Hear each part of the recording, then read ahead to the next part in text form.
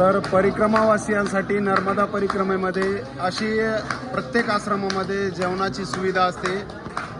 अशा पद्धतीने जो राम नामाचा जप केला जातो।